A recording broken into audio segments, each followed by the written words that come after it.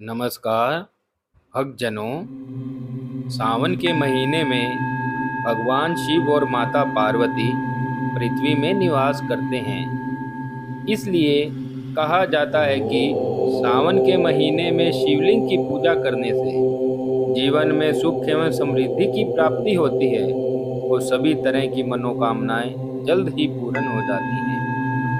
भक्तजनों, आज मैं आपको बताऊंगा कि भगवान शिव की लिंग रूप में पूजा क्यों की जाती है और इसके पीछे कौन सी पौराणिक कथाएं हैं। भगवान शंकर को आदि और अंत के देवता की संज्ञा दी गई है। भगवान शंकर का न तो कोई रूप है और न ही कोई आकार, वो निराकार है। आदि और अंत न होने से लिंग को भगवान शिव का निराकार रूप माना जाता है, जबकि उनके साकार रूप में उन्हें भगवान शंकर मानकर लोग पूजा अर्चना करते हैं। इस रूप में केवल भगवान शिव ही पूजे जाते हैं। पूरी सृष्टि में केवल भगवान शिव ही एक ऐसे देवताओं में हैं जिन्हें लिंग रूप में पूजा जाता है। लिंग रूप में इन्हें समस्त ब्रह्मांड में पूजा जाता है, क्योंकि वो समस्त जगत के मूल कारण माने गए हैं। इसलिए शिव मूर्ति और लिंग दोनों रूप में पूजे जाते हैं। शिव का अर्थ परम कल्याणकारी और लिंग का अर्थ सर्जन है। शिव के वास्तविक रूप से अवगत होकर जागृत शिवलिंग का अर्थ होता है परमान। वेदों में भी मिलता है इसका उल्लेख। वेदों में लिंग का उल्लेख किया गया है। वेदों में लिंग शब्द सूक्ष्म शरीर के लिए आता है। यह सूक्ष्म शरीर 17 तत्वों से बना होता है। मन, बुद्धि, 5 ज्ञानेंद्रियां, 5 कर्मेंद्रियां और 5 वायु। वायु पुराण के अनुसार प्रलय काल में समस्त सृष्टि जिसमें लीन हो जाती है और फिर से सृष्टि काल में जिससे प्रकट होती है उसे लिंग कहते हैं। शिवलिंग का महत्व। शिवलिंग के संदर्भ में स्कंद पुराण में आकाश को भी लिंग स्वरूप माना गया है। शिवलिंग वातावरण सहित घूमती हुई पृथ्वी तथा समस्त अनंत ब्रह्मांड की धुरी है। शिवलिंग का अर्थ अनंत भी है, जिसका मतलब है कि इसका कोई अंत नहीं है, न ही प्रारंभ है। वायु पुराण के अनुसार प्रलय काल में प्रत्येक महायुग के पश्चात समस्त संसार की इसी शिवलिंग में मिल जाता है और फिर संसार इसी शिवलिंग से सर्जन होता है। इसलिए विश्व की संपूर्ण ऊर्जा का प्रतीक शिवलिंग को माना गया है। लिंग शिव का ही निराकार रूप है। मूर्तिकार में शिव की भगवान शंकर के रूप में पूजा की जाती है। शिवलिंग का इतिहास कई हजार वर्षों पुराना है। आदिकाल से शिव के लिंग की पूजा प्रचलित है। सभी देव देवताओं में शिव ही एकमात्र भगवान है जिनके लिंग स्वरूप की आराधना की जाती है। इस संदर्भ में भिन्न भिन्न प्रकार की कथाएं और मान्यताएं हैं। पौराणिक कथाओं में भी इस चीज का वर्णन किया गया है। जब समुद्र मंथन के समय सभी देवता अमृत के आकांक्षी थे, उस समय भगवान शिव के हिस्से में हलाहल विष आया। उन्होंने उस विष को अपने कंठ में धारण कर लिया, जिससे वो नीलकंठ कहलाए। समुद्र मंथन के समय निकला विष ग्रहण करने की वजह से भगवान शरीर के दाह बढ़ गया। उस दाह के शमन के लिए शिवलिंग पर जल चढ़ाने की परंपरा प्रारंभ हुई, जो आज भी यथावत रूप से चली आ रही है।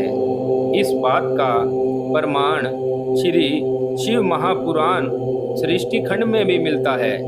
इस पुराण के अनुसार सृष्टि के पालन करता भगवान विष्णु ने एक बार सृष्टि के रचयिता भगवान ब्रह्मा के साथ निर्गुण निराकार अजन्मा ब्रह्म शिव से प्रार्थना की कि आप कैसे प्रसन्न होते हैं। इस पर भगवान शिव बोले, मुझे प्रसन्न करने के लिए शिवलिंग का पूजन करो। नमस्कार भक्तजनों।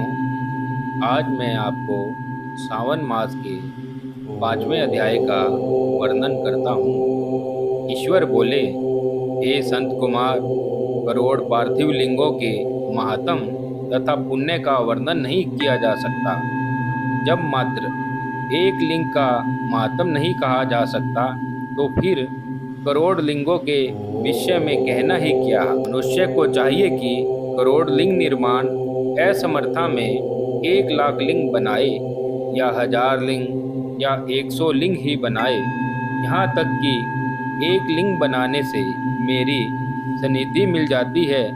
षडाक्षर मंत्र से 16 उपचारों के द्वारा भक्तिपूर्ण मन से भगवान शिव की पूजा करनी चाहिए। ग्रह यज्ञ के साथ उद्यापन करना चाहिए। उसके बाद होम करना चाहिए और ब्राह्मणों को भोजन कराना चाहिए। हे संत कुमार, इस अनुष्ठान को करने वाले की अकाल मृत्यु नहीं होगी। यह व्रत बांझपन को दूर करने वाला, सभी विपत्तियों का नाश करने वाला तथा सभी संपत्तियों की वृद्धि करने वाला है। मृत्यु के पश्चात वह मनुष्य मेरे समीप कैलाशवास करता है।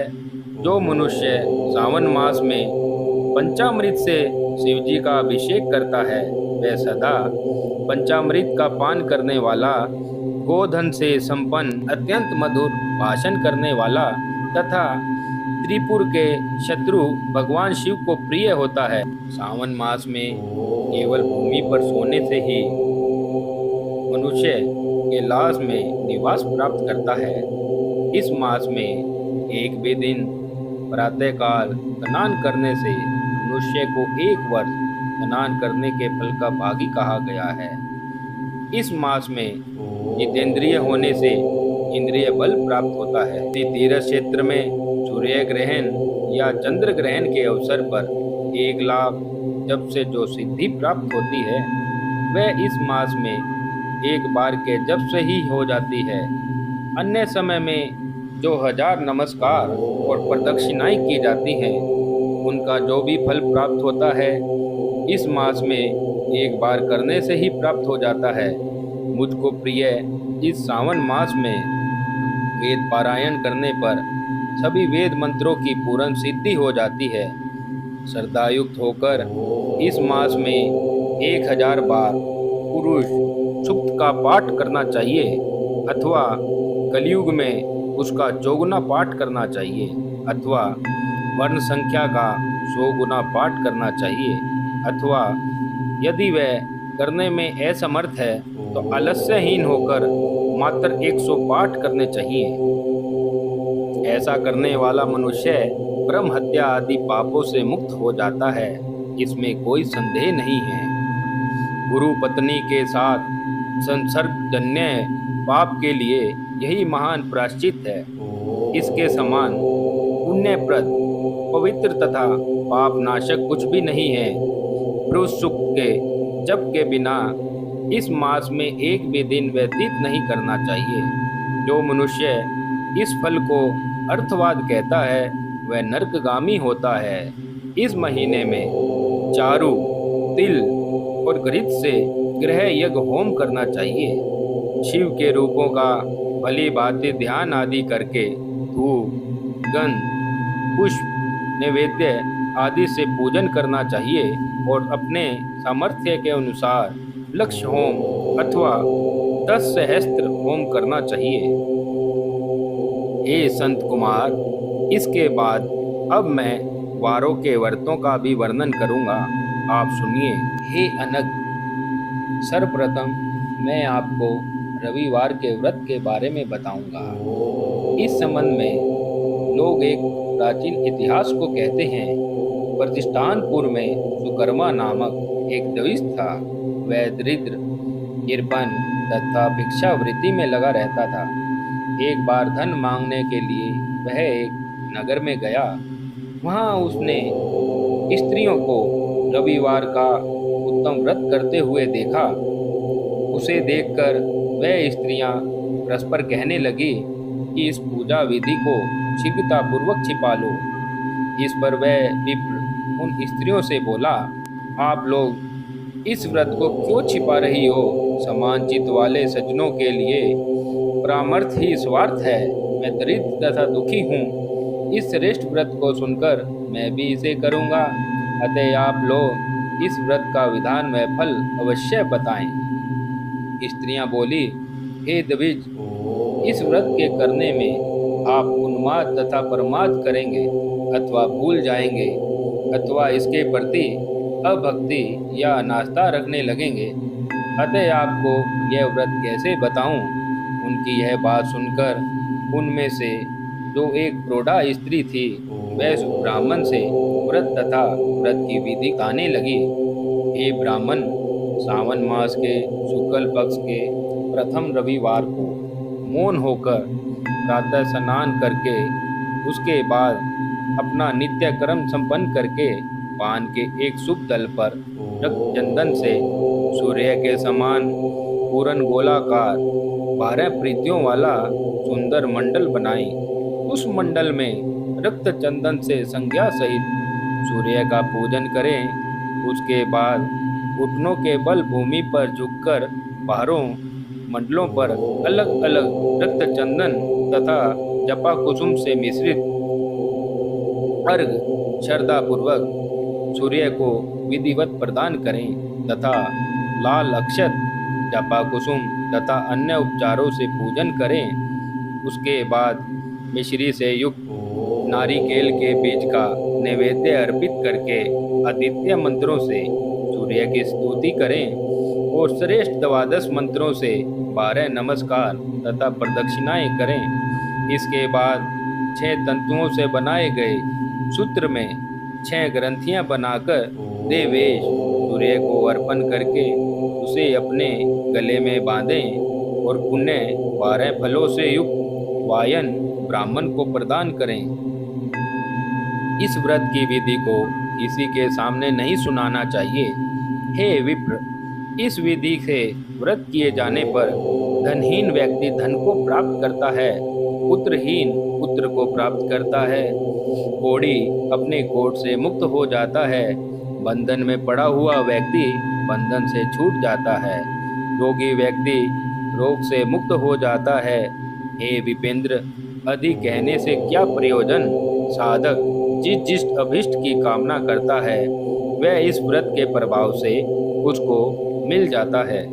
इस प्रकार सावन के 4 रविवारों तथा कभी कभी 5 रविवारों में इस व्रत को किया जाना चाहिए।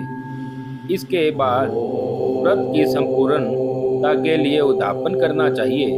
हे विपेंद्र, आप भी इसी प्रकार करें। इससे आपकी सभी कामनाओं की सिद्धि प्राप्त हो जाएगी। उसके बाद उन पतिव्रताओं को नमस्कार करके वह ब्राह्मण अपने घर की ओर चला गया। उसने जैसा सुना था उसी विधि के अनुसार उस व्रत को किया और अपनी दोनों पुत्रियों को भी वह विधि बताई। उस व्रत को सुनाने मात्र से शिव जी के दर्शन से तथा उनके पूजन के प्रभाव से वह कन्याएं देवांगनाओं के सदृश्य हो गई।